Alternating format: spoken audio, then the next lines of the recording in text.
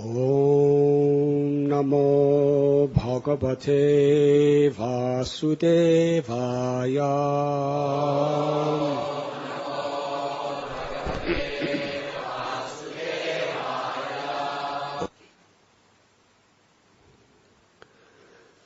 Na yasya deva rashaya padam vidur Jantu punakho rati gantum iditam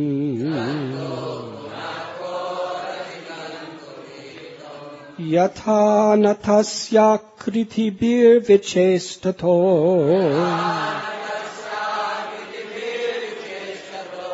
Duratyayanu kramana sumabatu.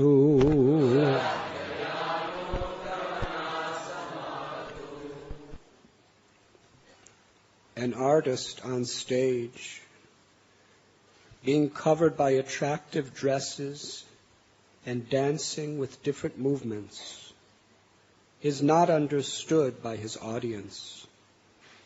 Similarly, the activities and features of the supreme artist cannot be understood even by the demigods or great sages, and certainly not by those who are unintelligent, like animals. Neither the demigods and sages nor the unintelligent can understand the features of the Lord, nor can they express in words His actual position. May that Supreme Personality of Godhead give me protection. Purport by His Divine Grace, A.C. Bhaktivedanta Swami Prabhupada.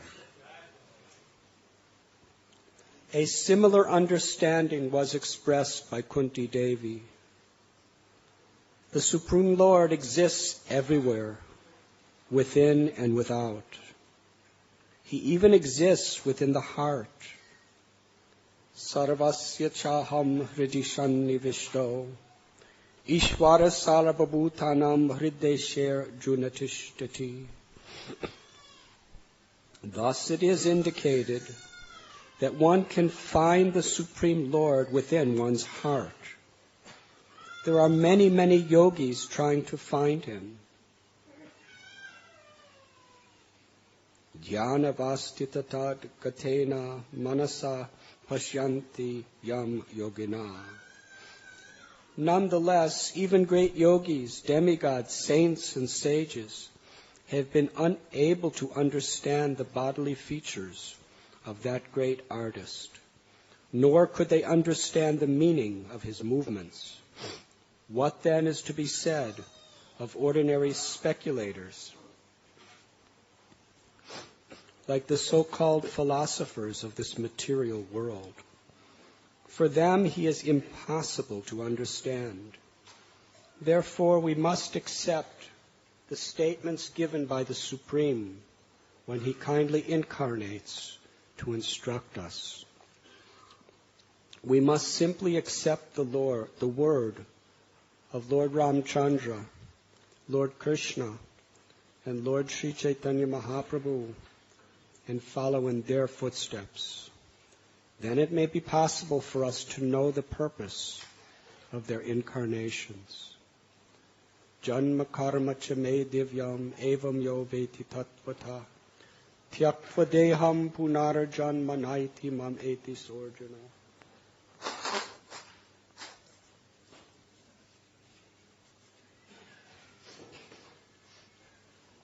If by the Lord's grace one can understand Him, one will immediately be delivered, even within this material body. The material body will no longer have any function, and whatever activities take place with the body will be activities in Krishna consciousness. In this way, one may give up his body and return home back to Godhead.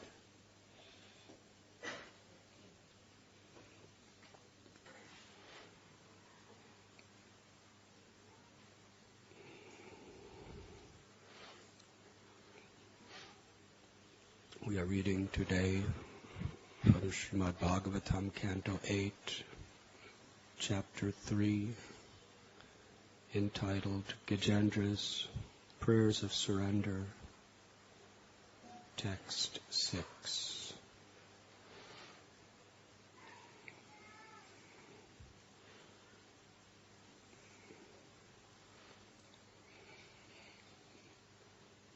Gajendra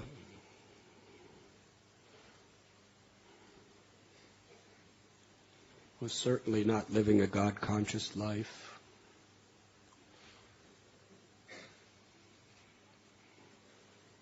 He was living as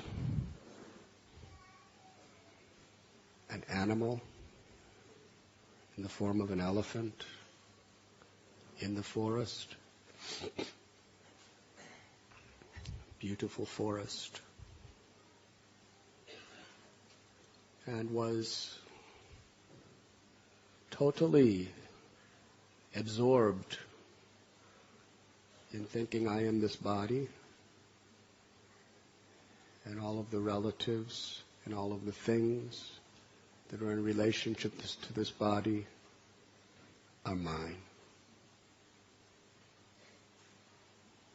So much deeply engrossed in all of these objects all around him that he was completely forgetful of who he really was or of his real self-interest.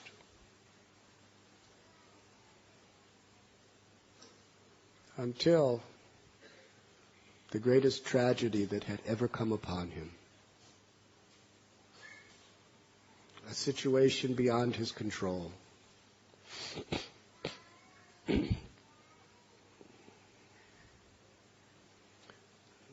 The tendency of the conditioned soul in this world is we want to be controller.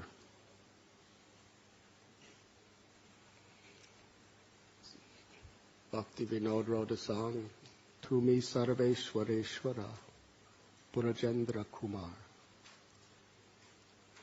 That Gajendra Kumar, that small son of Nanda Maharaj, is in truth the controller of all controllers.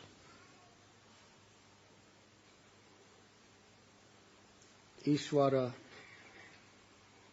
Parama Krishna Sachi Ananda Vigraha. Everyone in this material existence, to one extent or another, wants to be Ishvara, or controller. But the absolute truth is Parama Ishvara. He is the supreme controller. For those under this illusion who want to control, we want to control other people. We want to control the items or objects around us. We want to control our own body and mind. But ultimately, the forces of material nature are designed by the Lord to sooner or later frustrate all of our attempts, to reveal to us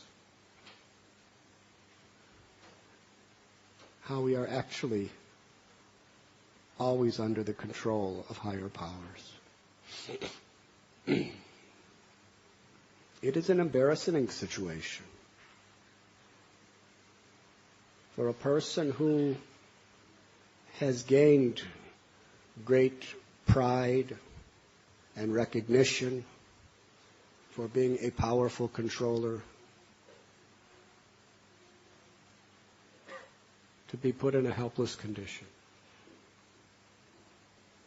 It's very humbling.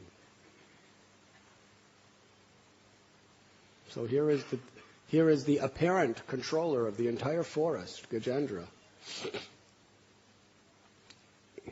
in a state of crisis that is totally beyond his control.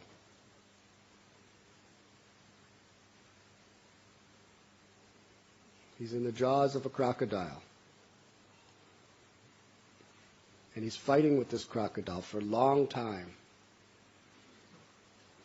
And he's getting weaker and weaker and weaker as the crocodile is getting stronger and stronger. Until it comes to the point where he realizes that he is defeated. There is no chance. As long as he thought there was a chance, he kept fighting. And he fought valiantly. Sometimes it appeared he was going to win. With his great strength, he would drag the crocodile out of the water. And everyone around, can you imagine, it was like the ultimate tournament or match. If there were any other crocodiles in the audience, they were for the crocodile. And all the other animals in the forest. Of course, those who were afraid of Gajendra were cheering for the crocodile. But all those who were protected by him and his family members, when he would drag the crocodile out of the water, they were, he's going to win, he's going to win. But then the crocodile dragged him back in the water. And they were going in and out and in and out. Who was going to win this fight? At the beginning, nobody knew. Certainly, everyone must have been confident Gajendra has to win. What is this little crocodile compared to him?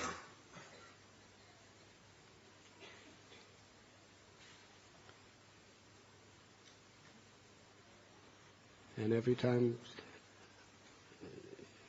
we find Krishna plays games with his devotees sometimes. What to speak of how material nature does. When Lord Narasimha was fighting with Hiranyakashipu, the Lord captured Hiranyakashipu in his arms. And then Hiranyakashipu was fighting very, very strongly. And he got out. He got out of the Lord's grips. And Hiranyakashipu was under the illusion, you see, he cannot hold me. He cannot control me. I am more powerful than him.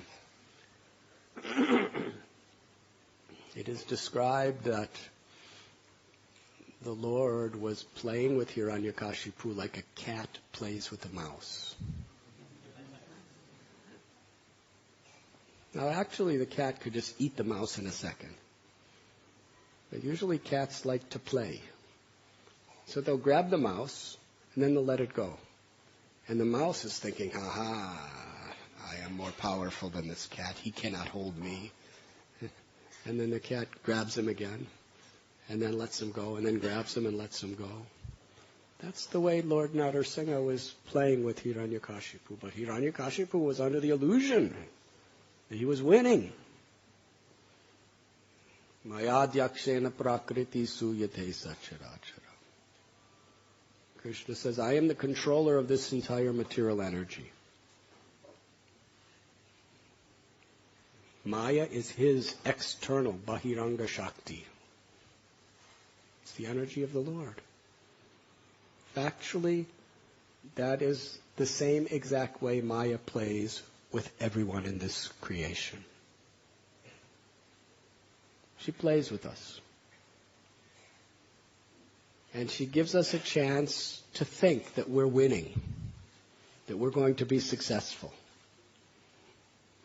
However big we are, whether we're kings, prime ministers, presidents, powerful financiers of governments, or just common farmers, the fact is, we are all like insignificant, helpless mice.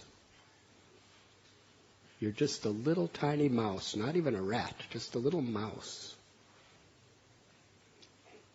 in the paws of the cat of Maya. And she's playing with you.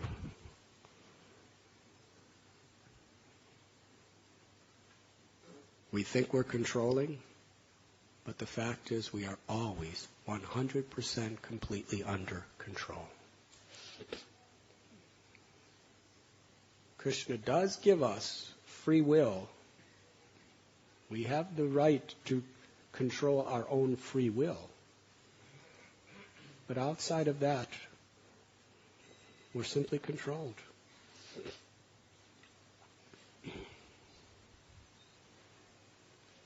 And in material life, unless you surrender to Krishna, you cannot win the game. You have to lose.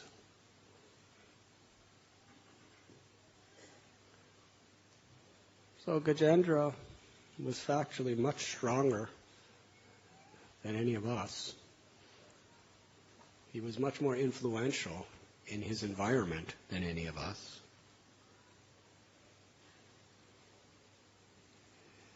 And actually, he's representing all of us.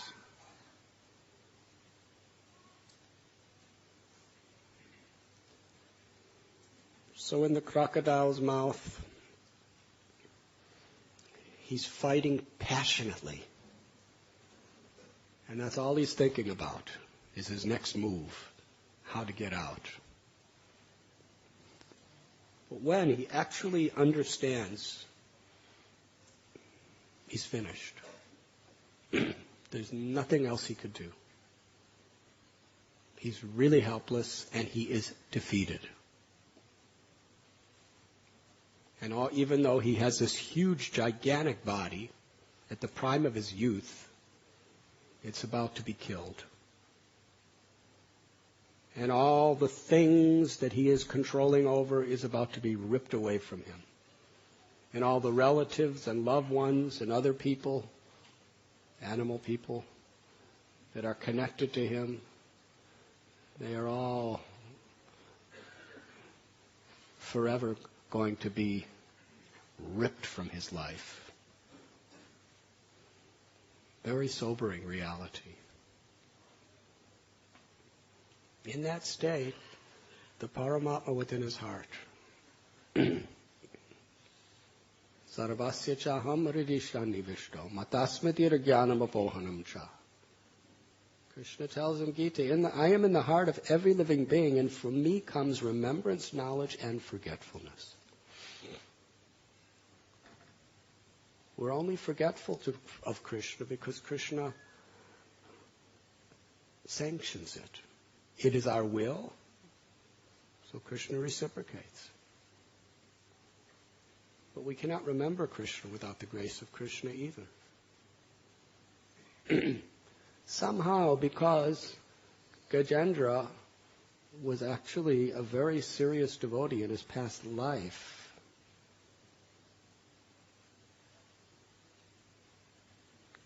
and he pleased Krishna, even though he made a mistake, and he was cursed, and he fell down to the animal species, still Krishna remembered everything that he had done in the past. And as the Upanishad explains, it is like two birds in the same tree. One bird is very eager to eat the fruits of the tree. Sometimes the fruits are sweet and the bird enjoys. Sometimes the fruit is bitter and the bird suffers.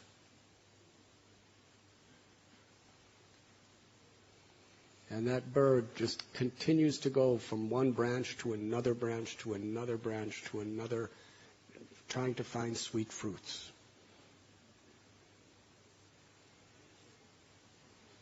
The other bird is completely detached from the tree. He's simply there because he loves the other bird. He's just there waiting. Turn to me, and I will give you everything. I will give you myself. I will give you the true immortal sweetness that you're looking for in these insignificant fruits. Just turn to me. And as soon as that bird turns, immediately the Lord bird gives himself. So in the same way, Krishna is within our heart. He's just waiting. We're trying to be controllers. We're trying to be enjoyers. We're trying to be proprietors. And the Lord is just waiting. Neha bikramanaslosti pratyavayo nividyate swalpamapyasya dharmasya trayate mahato bhayat. Because devotional service is transcendental. Any effort is eternal. It is never lost.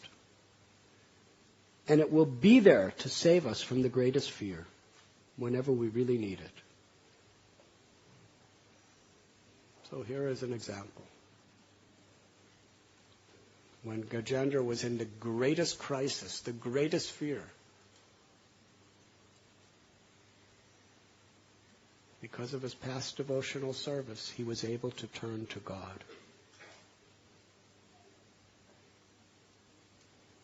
Not only could he turn to God, but he remembered the beautiful prayers that he had learned in his previous life. It's amazing. Gajendra's an elephant, and he's chanting slokas in perfect Sanskrit. That's the Lord in his heart, giving him that remembrance at the time when he needs it the most.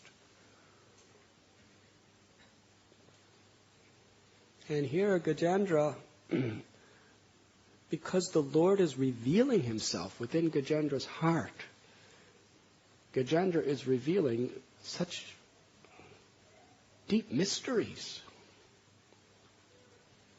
He's praying to Krishna that no one can understand you. Like an actor on the stage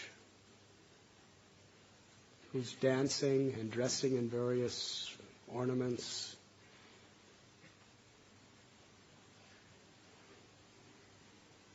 Is not understood by his audience. Similarly, the activities and features of the supreme artist cannot be understood even by the demigods or great sages, and certainly not by ordinary people.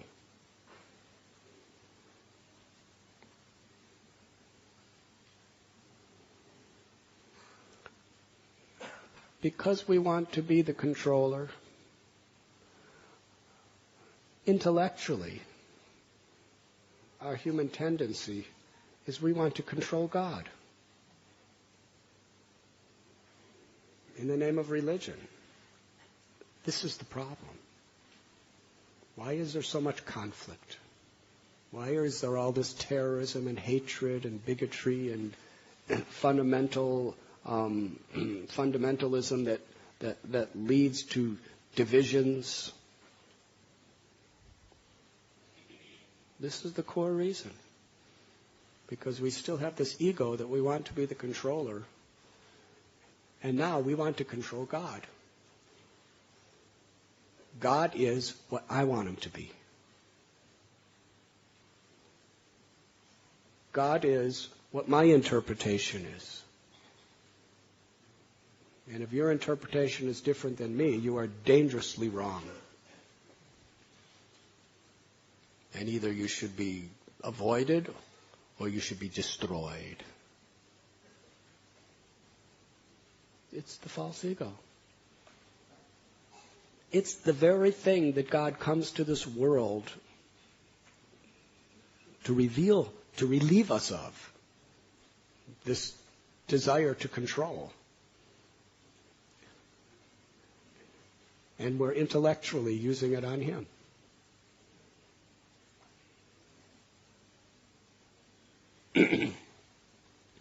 I know. I am the proprietor of the true understanding of God.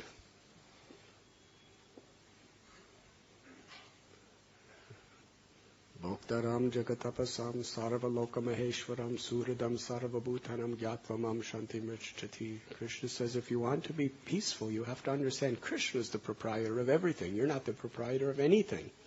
and certainly not God. You can't even be the proprietor of the least of his objects of material energy. What to speak of the proprietor of the supreme absolute truth himself? But that's actually what's happening.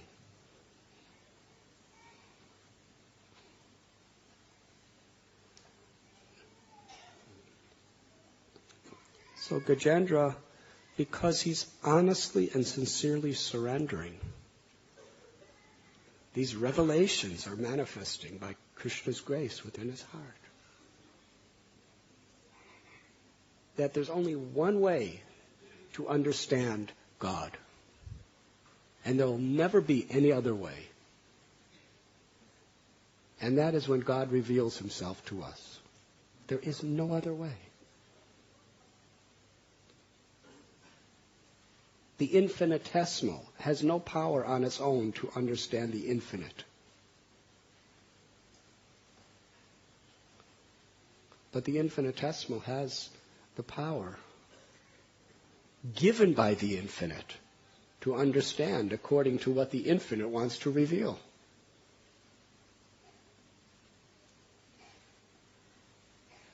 Janma karma cha me divyam evam yoviti tattvata. If one simply understands the nature of Krishna's appearance and activities in this world, one never has to take birth in this world again. One attains the ultimate perfection of going back to the spiritual world. But we cannot understand by our philosophical prowess, by our fertile intelligence. We can only understand when the Lord is pleased to reveal himself to us. Krishna tells in Gita, Evam parampara praptam. I can be understood through disciplic succession. When Krishna speaks Bhagavad Gita, and we understand his message through the way he has ordered to understand, through parampara or disciplic succession, we're getting the absolute version of how this material existence is working, why it is working, who we are, who is God, what is our relationship with God, what is real happiness, what is real liberation. Krishna's revealing it all. There's nothing to figure out. It's all there. The only thing to figure out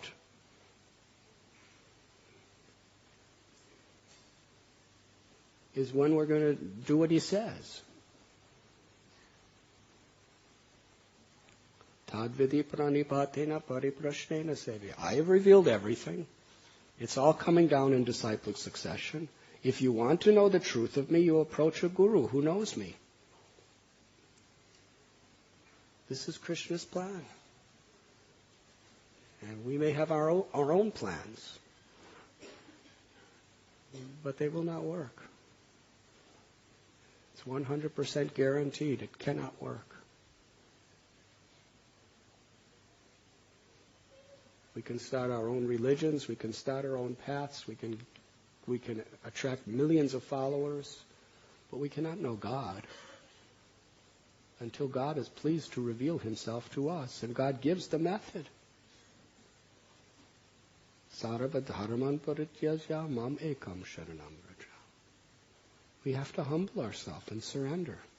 And part of the humbling of ourselves and surrender is to accept Krishna's method, Krishna's instruction.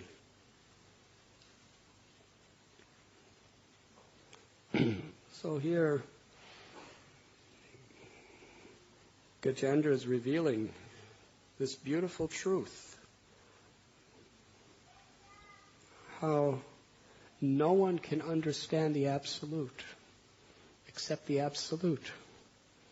And when the Absolute wants to reveal himself to us, we can know him in full, according to our capacity. That is the path of grace. Only by the grace of God can we know God in truth. And there are so many examples of even very, very great and realized devotees. If Krishna doesn't want to reveal himself to them, they cannot understand. There was great devotees in the time of Sri Chaitanya Mahaprabhu who really misunderstood Lord Nityananda. It's described in Chaitanya Bhagavat. One devotee, he didn't want to make offenses, but he just was so disturbed. He left Bengal and traveled all the way to Jagannath Puri just to reveal his mind to Sri Chaitanya Mahaprabhu. He wasn't an ordinary material person. He was a Vaishnava. He was a special Vaishnava. But he realized that he was starting to make offenses to a great soul. But there was nothing he could do about it. So it was an emergency. He went all the way to Puri just to approach Lord Chaitanya. And this happened on several occasions. Different people. One, when Lord Nityananda Prabhu kicked Shivananda Sain in the chest and cursed Shivananda Sain to lose everything he had, what was most dear to him, when Shivananda Sain was just giving his life and soul only to please Lord Nityananda. This was really strange. This person ran ahead and told Lord Chaitanya, this is what's happening. Another person, he saw Lord Nityananda Prabhu, who's supposed to be in the renounced order, and he's supposed to be a saint, and he's wearing jewelry made out of gold and rubies and diamonds and emeralds and silver. He has bangles and necklaces and earrings, ankle bells, and he has turbans and cloth of the finest silks, and he's holding a golden staff. This person is thinking, what kind of a saintly person is this? So he went all the way to Puri just to say to Lord Chaitanya, I'm really confused about this Nityananda Prabhu. And Lord Chaitanya was none different than Nityananda Prabhu. Gajendra Nandana Jay Sachisuto Hailo Se Balaramo Hailo Nitai. Lord Krishna came as Lord Chaitanya and Balaram came as Nitai. So when Lord Chaitanya heard these stories, he was in ecstasy. The other person was in agony. Lord Chaitanya was in ecstasy because he understood. He understood that Lord Nityananda was giving the highest mercy and love and affection to Shivananda Sain. You cannot understand. Shivananda Sain understood it. When his wife heard, this Shivananda Sain has caused me such inconvenience, I curse his children to die. Now what do you think the mother's going to think? She was devastated.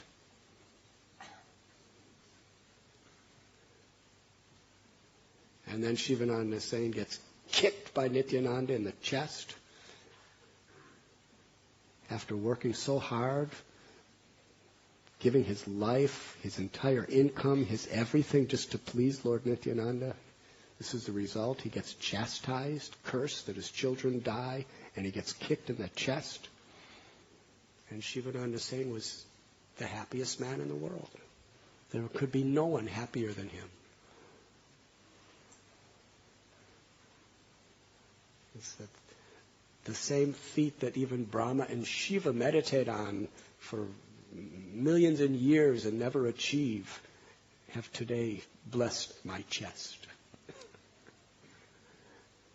And he knew that Nityananda Prabhu, whatever he does is for the good of everyone. Actually, his children didn't die. they grew up to be old people and they all became great, famous saints. Some of the greatest saints in the history of our Vaishnava tradition are the children of Shivananda Sain. So when Nityananda would curse them to die, he actually blessed them to live long lives and be completely empowered lovers of God. That was his way of blessing them.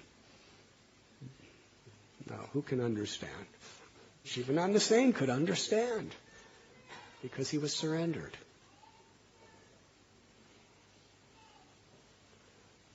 So Sri Chaitanya Mahaprabhu told this person that the ornaments on Lord Nityananda's body are the personified forms of devotional service. The 9 processes of devotional service are personally decorating Lord, have personified themselves to personally decorate Lord Nityananda Prabhu's body. Those are not just jewels and gold. That's pure spiritual substance. That's the ornament of his supreme devotion and love. And besides that, he's in the mood of a cowherd boy. So Lord Chaitanya could understand Lord Nityananda. Why? Because he is Lord Nityananda. Only Krishna can understand himself. And only Krishna can reveal to him, to any of us, his purpose, who he is.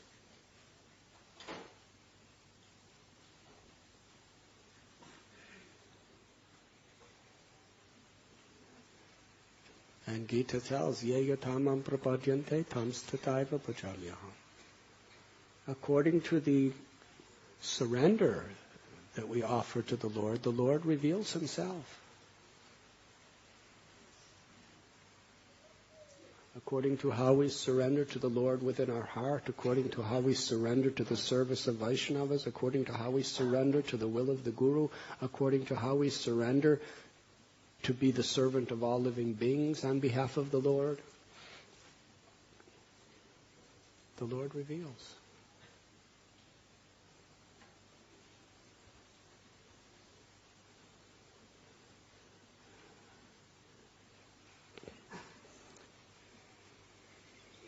Prabhupada begins his purport of a similar understanding was expressed by Kunti Devi. She was very much like Gajendra, but for many years. She was in the crocodile of despair for decades. Her children were banished to the forest for 12 years. And before that, there were so many problems. And after that, there were so many problems.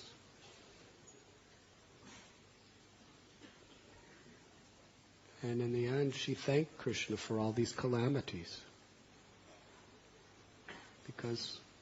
Because in those calamities, she realized she's not the controller. She's helpless. And she turned to Krishna with an open and honest and sincere heart. And Krishna revealed to her everything. He revealed himself.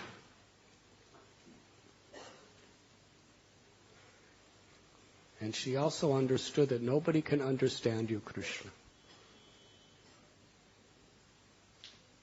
Even Bhishma, one of the 12 Mahajans, he gave the same conclusion while he's laying in his bed of arrows. He's talking to Yudhisthira Maharaj. And then offering his prayers to Krishna. He's saying, why is it that the Pandavas, who are pure, without any envy, want to do everything for the welfare of others, in the service of God,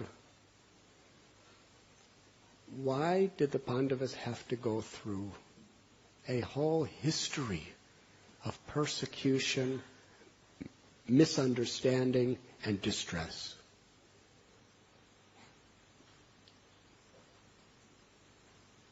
And how is it that the Kurus, headed by Duryodhana for so many years, they were happy, they were ruling over the world, and they had everything that they wanted?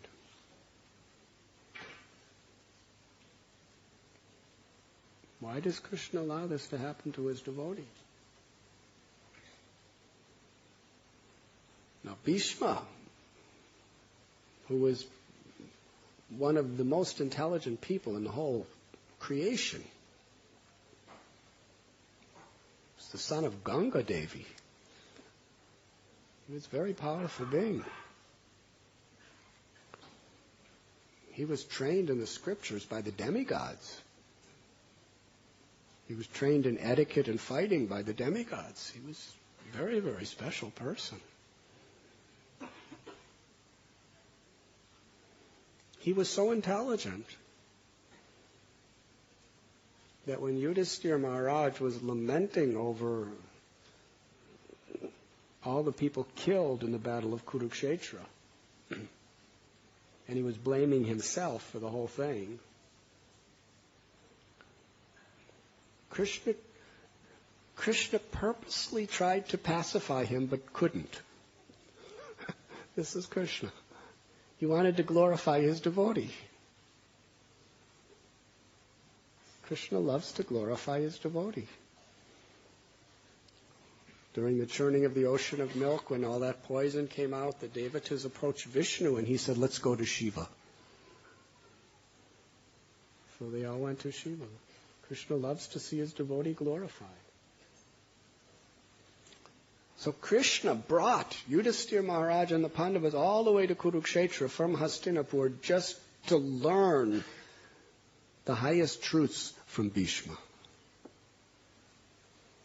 Krishna is more or less saying, Bhishma knows better than me. Of course, everyone knows that whatever he knows, he's getting from Krishna. This is how intelligent Bhishma is. And Bhishma is saying that how is it that the innocent and perfect devotees, the Pandavas, had to go through so much suffering, and their mother Kunti had to go through so much distress? And Bhishma said, no one, not even the greatest sages, philosophers, yogis, or anyone can understand the inconceivable will of the Lord. The Lord is so inconceivable. Sometimes a child, the parents want to teach the child a good lesson. And the little child can't understand, why is he doing this to me? Why is my mother and father doing this to me? This is not right. I don't like it. And then they start chastising their mother and father. But the mother and father have their reason. They have very mature, wide spectrum, full picture of what's best for the child. The child only knows one little, what their situation is at the moment. Yes? We are all the little children of Krishna. Aham bija pratapita. He is our mother and father. And he is the supreme intelligent. And he knows what's best for his devotees. He knows what's best. He knows what we need. We may not understand. But we understand through Krishna's instructions the principle. And we accept that. Some people who want to be controllers in the name of scholarship or in the name of logic, they're against faith. Why do you have faith in the scriptures? Why do you have faith in the saints? We should scientifically, logically try to understand things with our own intelligence. That's the most logical and scientific way of understanding things is to have faith. That's the reality. Because there's no way to really understand the background of how things are working. We may be able to understand to a very, very minute degree the external appearance of things. But we cannot penetrate through the external to enter into the background of why and how. So factually, faith in the proper sources is the most logical, scientific way of understanding truth. Because Krishna is inconceivable. And material nature is inconceivable. Because it's Krishna's energy. Actually, everything's inconceivable. Nothing that exists is not inconceivable. To understand it as it is. The soul is inconceivable. This body that we're living in is quite inconceivable. What to speak of the source of everything?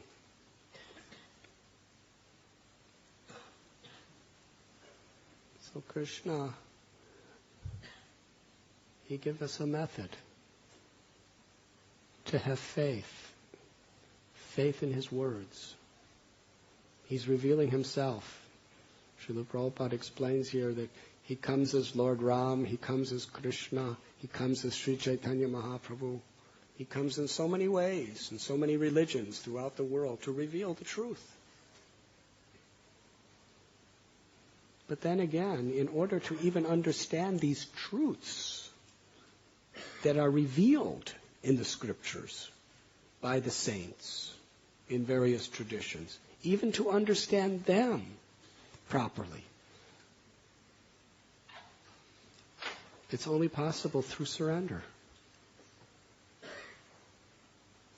We may be very proud that so many people are speculating about what Manmana Bhavamad Bhakto means. Yes, always think of me, become my devotee, worship me, offer your homage unto me. Some people are saying this means the unmanifest, impersonal, all-pervading absolute within Krishna. But we understand Bhagavad Gita as it is, where through parampara, through the guru-disciplic succession, we're getting the actual understanding of what Krishna says.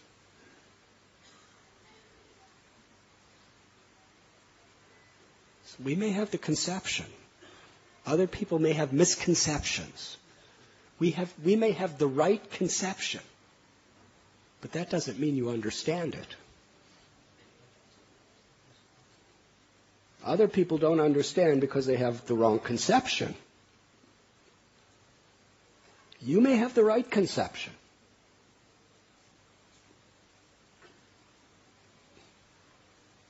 But what does it take to understand the right conception? There's a difference between the two.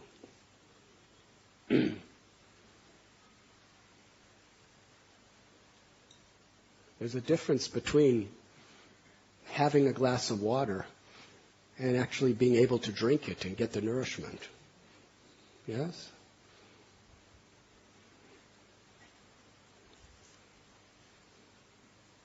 Prabhupada has given us the best vitamins.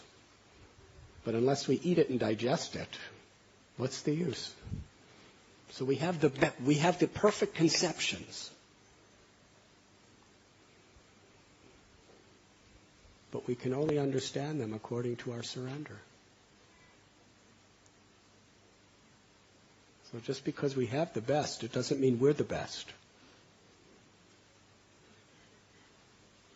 It means you have the best opportunity.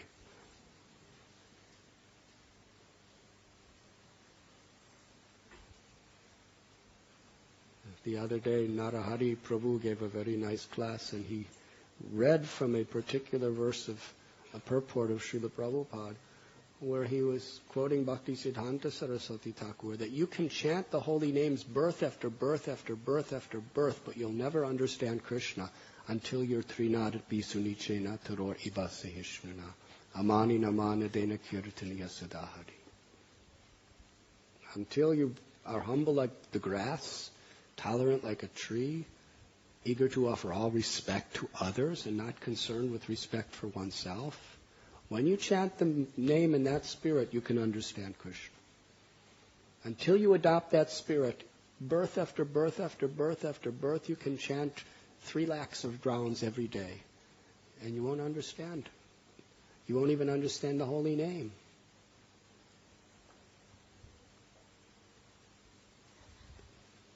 It's a matter of surrender. There are so many examples. That Brahman in Srirangam, he could not intellectually comprehend the Gita. There were other people who intellectually had absolute mastery over it. They had it memorized. They could probably explain any scripture in dozens of different ways.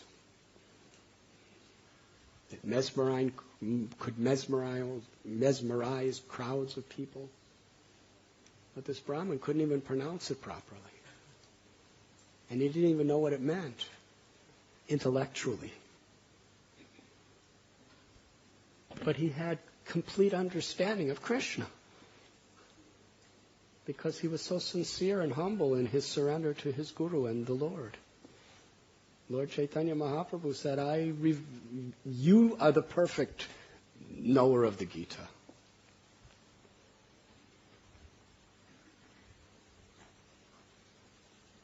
This story from the Srimad Bhagavatam, Gajendra Moksha, is a story of going to the very essence.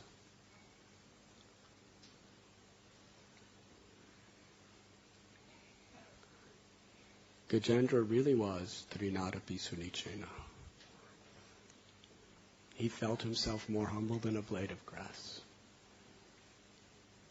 He became tolerant like a tree. He was ready to offer all respect to others and not to expect any in return. He was really in a humble state of submission before God. When Gajendra is saying here, protect me, my Lord, he's not saying protect my body. He's praying, protect me by giving me the chance to always remember you. That is real protection. Because the body's going to die. Even if you're an excellent devotee, still your body has to die. Protection is you remember Krishna at the time of death. Protection means you remember Krishna during life, in the good and the bad.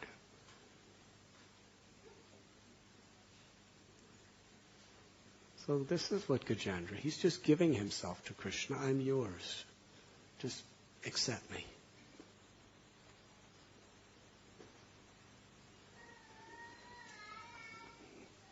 And because of that, the deepest mysteries that even the sages and the demigods cannot understand, an elephant is understanding. Because of his humility, his devotion.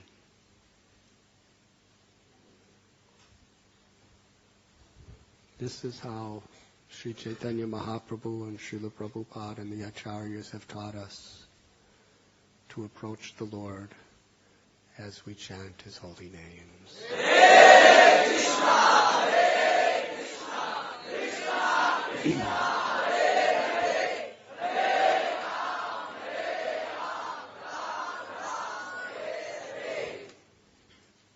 Is there any questions?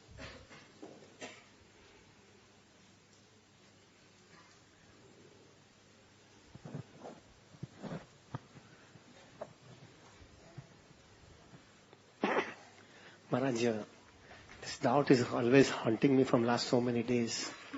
Is that about Vaishnava Aparadh? We know it that nobody is spared out in Vaishnava Aparadh. Whosoever has done any Aparadh has to pay the consequences. It might be any time, but nobody is spared out. When so much deep it is, not to that extent that even Mahaprabhu also didn't spare out his mother also, Sachi Mata. Now it has been so much deep into it. Then this incident of Chitraketu Maharaj, and Chitraketu Maharaj, the incident between Parvati and Chitraketu Maharaj, the incident was such a way that Chitraketu Maharaj was on such a high standard of a pure devotee. He, so much so that Sankarshan he got the darshan also, and he had a very topmost realization.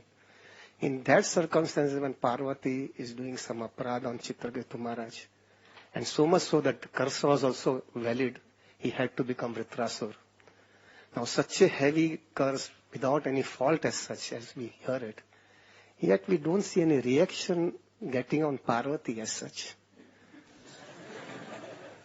So how is it so that the Vaishnava Aparad is going to be applicable for everybody, and why Parvati doesn't get the reaction? So can you just give a clarification on that? Is it some concession is also there in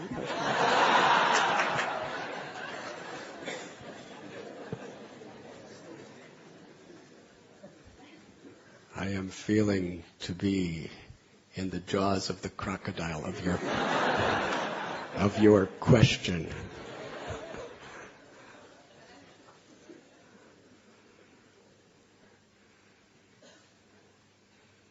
Vaishnavera kriya mudra vigyena pujai.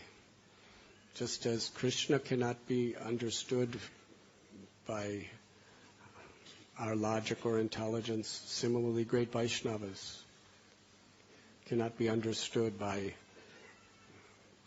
common logic or intelligence. Even great Vaishnavas can only be understood by the grace of Krishna. So Parvati is an expansion of Srimati Radharani. She's not just a devotee. She's an expansion of the supremost devotee.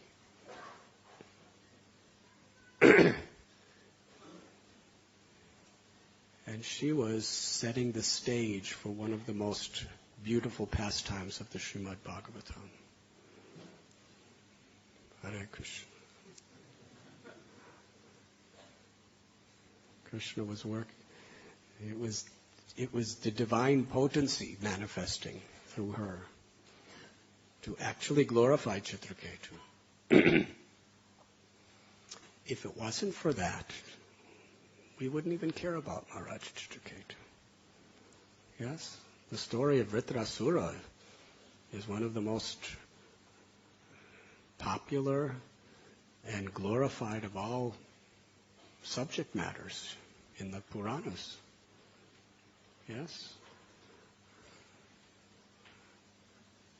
He was protected because he completely was... He may have taken the form of a demon, but he was 24 hours a day remembering Krishna with love and devotion. Yes? He was protected. He accepted the curse as a blessing. So the Bhagavatam wants to show what is the standard of a great devotee, like Chitraketu. And even Shiva was telling Parvati, just see, you curse him, and he's happy, he's grateful, he accepts it a blessing. Just see what a great devotee he is. He was glorifying you. So in this instance, Parvati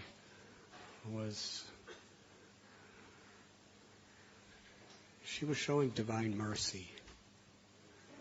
There was no offense on her part.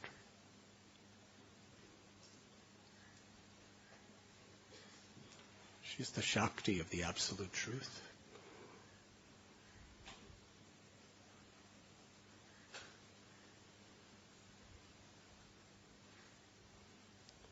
So it's an offense for us to try to judge Parvati.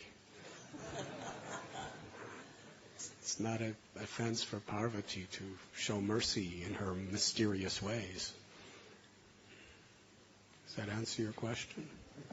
So Maharaj, then the second doubt which I always feel is that Chitraketu Maharaj, who was at such a highest platform of pure devotion, so much so that he got a very big setback and he understood his lesson and he made a conclusion also that this material world is a miserable place. There is absolutely no shelter other than Krishna, and he completely dedicated. When he came to that standard, then what is the need for him to become a demon and again have a new birth? he is already a pure devotee, he is already on that transcendental platform, then why the full again process for Vritrasura and suffer so much about the death when 1 year is under Indra cutting him on the throat itself? Such a hardship he has to go through it when he has already reached to the pure devotional platform. I can't understand that. The need was not there for Chitraketu. The need is for you to understand it.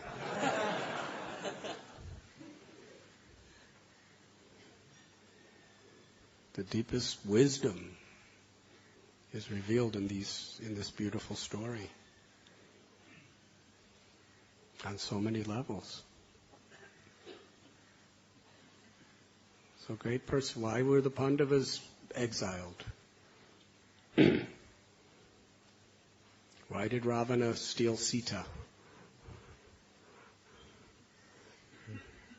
So many stories are like this. Why was Abhimanyu killed in the battlefield? That's just what we're reading about here. The Lord is like an actor on the stage, and he has his acting troupe with him. And he's putting on a wonderful performance. And to understand the purpose of the performance, we have to understand the Lord.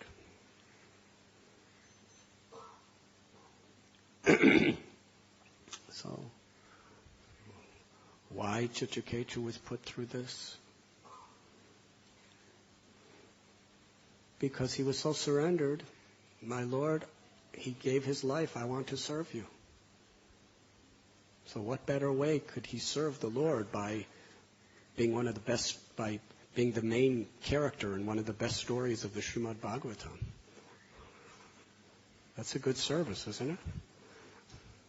So for him to become Vritrasura was a small thing, if that's the best way he could serve the Lord. He was just ready to serve in any situation. And the Lord, for the sake of the world, put him in that position. And he was ready, eager, and happy to do it.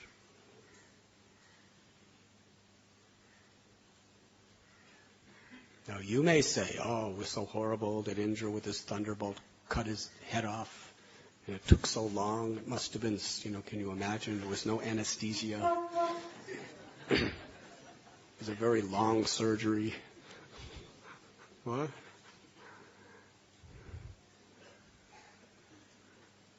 But Vritrasura was in ecstasy. Right? He was in samadhi. The reason why it took so long is because when you're in samadhi, it says your neck becomes stiff. That's why it took so long, because he was in samadhi. He was completely immersed in remembering Krishna. He didn't feel Indra's thunderbolt. He told Indra that I want to be killed by you. I go back to Godhead. You win the war, you stay in this miserable world. Good. Kill me and I'll go back to Godhead. You're a fool. I'm happy. That was his realization. So he didn't feel pain. He was happy. He just wanted to serve. And therefore he was always protected. Even in these mystical, mysterious ways, he was completely protected. And it was all by the grace of Parvati.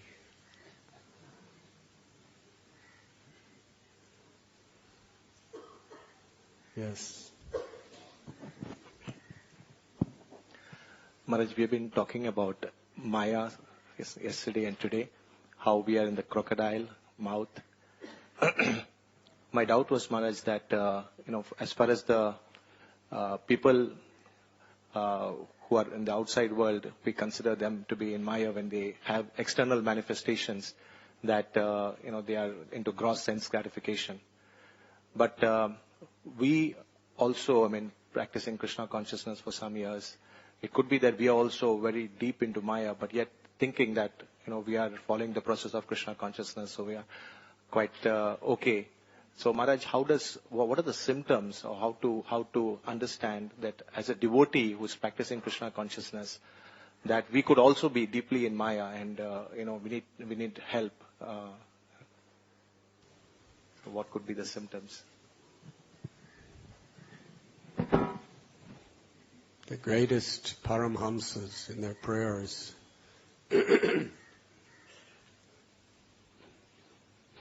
they reveal how they feel that they're in Maya. Yes? Narottam Das Thakur, Bhakti Vinod Thakur, read their prayers. The Goswamis. When Rupa and Sanatan were praying to Chaitanya Mahaprabhu, they were saying, we are the most fallen. We're the most in Maya of everyone in creation. Yes? Bhakti Vinod Thakur and praying to Gopinath that I'm completely being attacked and defeated by lust and envy and all of these things.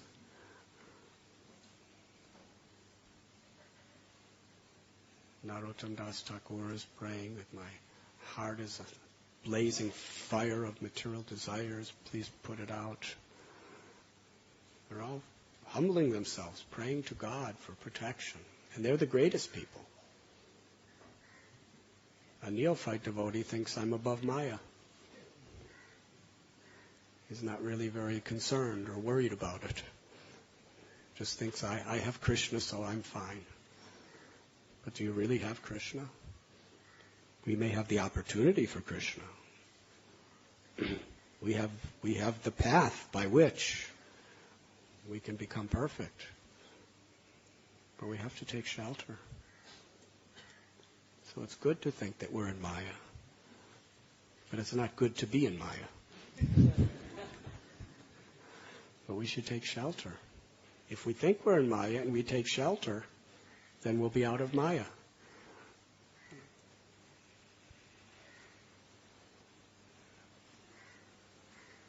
So yes, we should be grateful. Because the fact that we have the holy name and we have the association of devotees and we have the Srimad Bhagavatam and we have the deities and we have so many opportunities for devotional service. Maya may be there, but we're filling so much of our heart and our lives with so many of the blessings of devotional service. So if we just carry on sincerely, Prabhupada said, just by practicing the principles of bhakti, you're already liberated. But learning to take shelter of the process is how you realize your liberated state.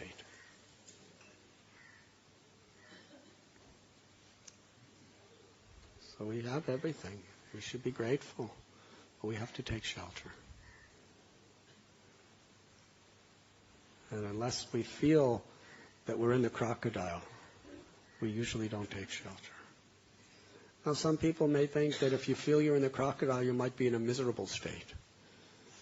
Actually, it's just the opposite. Gajendra's in ecstasy while he's praying to the Lord in the crocodile.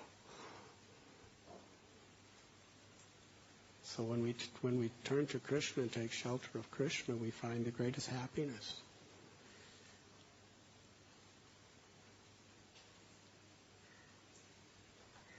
We have to be sincere.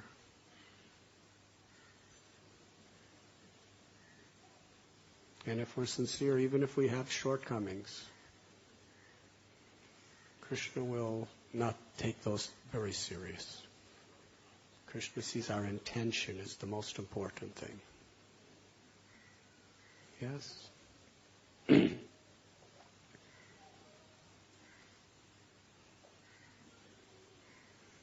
A strict devotee who's egoistic is not getting as much mercy as a person with very sincere and humble intentions who may not be so strict. We should try to be strict with very humble and sincere intentions. But it's this sincere and humble intentions that attract Krishna's shelter.